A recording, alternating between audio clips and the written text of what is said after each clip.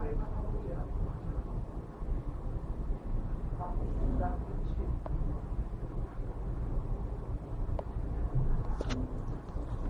afternoon, Ms. Gaurino. Can you say something about yourself?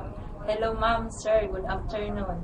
I'm Imelda Gaulino, 40 years old. I finished my study in Martinez Memorial College's 2 years course, Medical Secretariat. Then I married to Jerry. We have 3 kids, 2 daughters and 1 son.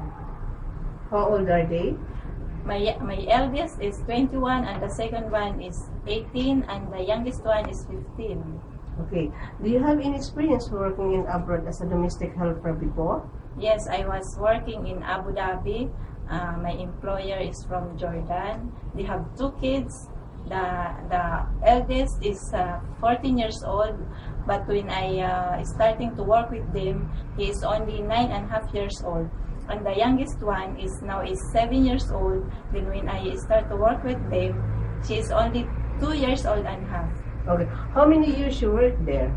Almost 4 years and half. Okay. How do you taking care of the 2.5 years old? Yes, when she wake up, I take her a bath. Then I prepare her food. Then I feed her. Then after that, she want to play. I play with her because she like too much to play. Okay. Did you also cook food for your employer? Are Yes, you the one? Yes, I prepare their food. Then I cook the food. Then I clean the surroundings. Then I wash the clothes. Then sometimes I remove the curtains to wash that. Then to sweep the floor, to vacuum. Okay. Did you also do marketing? Yes, I will do with my employer.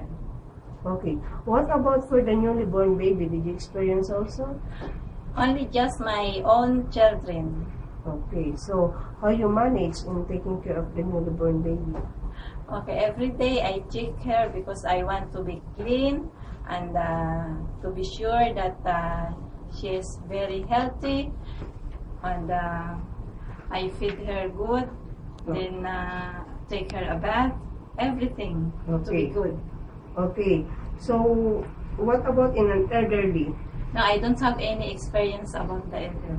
Okay. So, any message that you want to tell to your future employer? Yes, ma'am.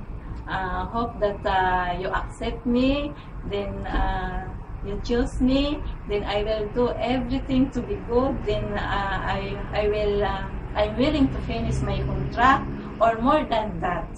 Okay. Thank you very much, Ms. Gaurino, and good luck. You're very welcome, madam. Thank you very much, also.